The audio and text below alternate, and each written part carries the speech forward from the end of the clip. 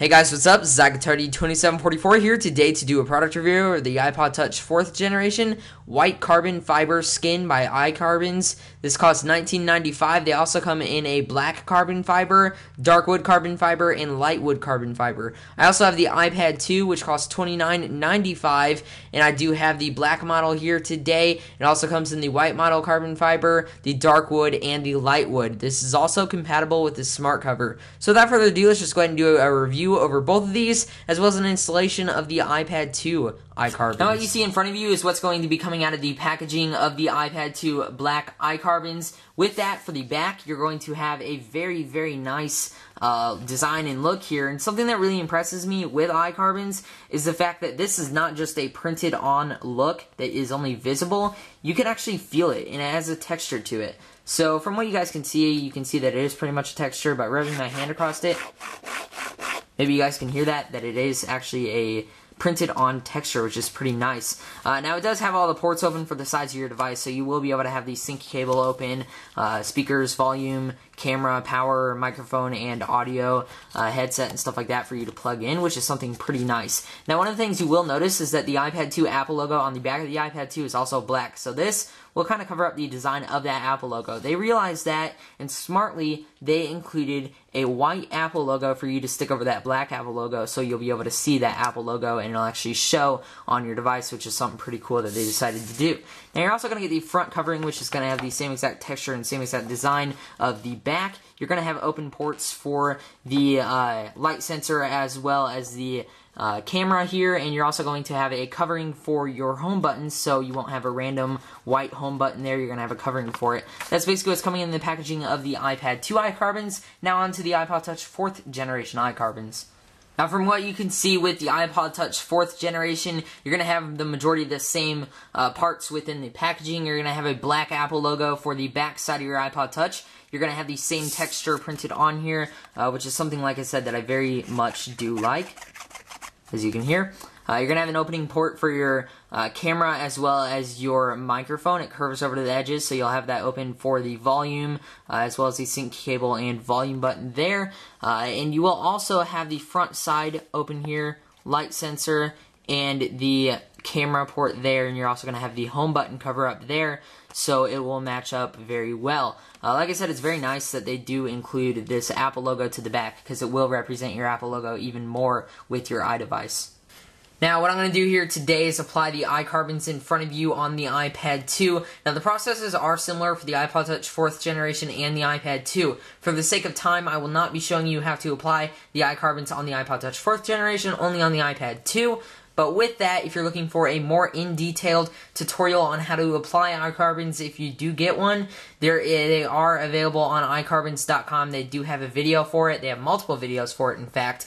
So you do have to be very careful. First thing you want to do is for installing the front and back side of the iPad 2 iCarbons. This is very similar steps to the iPod Touch 4th generation or any other iCarbons you get. Go ahead and take a cloth. This is a microfiber cleaning cloth made to clean screens and stuff like that. I've already thoroughly cleaned this. So with that, you want to make sure that there's no grease or smudges on there when applying the iCarbons. So we're going to go ahead and take the iCarbons front side to it first. Basically what I recommend doing is simply pulling apart the top part about an inch like that, so you can go ahead and align it and then apply the rest of it, making sure you do align it directly and correctly onto your iPad 2.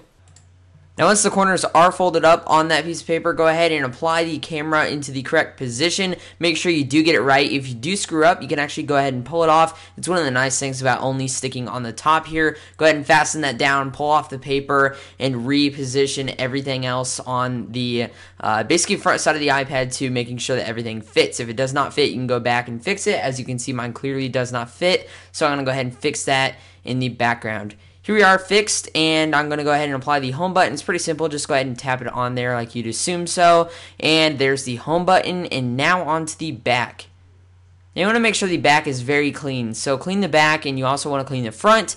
And once that's all cleaned of all dust and everything, you want to go ahead and peel off it completely and place it back on the piece of paper in the same way. But this time you want the dock and basically the camera at the top showing. Go ahead and spin your iPad around in the correct position that you want it in, and simply align the camera slots like so. You do the same exact thing with the iPod Touch. Like I said, you can reapply until you get it right, as you can see, which is something nice about having that paper underneath there. Go ahead and press down on the top once you have that done, making sure that it does not come apart. Go ahead and pull out the paper behind there, lay it down, make sure everything matches up before typing it down, and then go ahead and go around the edges, fasten everything down but the corners. You have to do something special to the corners, which is actually pretty simple. But to be honest, the corners actually have to form with a heat source. So here we have a hairdryer, which is what I recommend to use. You go ahead and heat it, and it'll go ahead and kind of form to that corner. Now the corners I will have a little bit of trouble doing, so I'll be giving you guys a little update on how those look after that. So go ahead and take your time with those corners, heat them up very well before pressing them on, get all those creases out, and so on.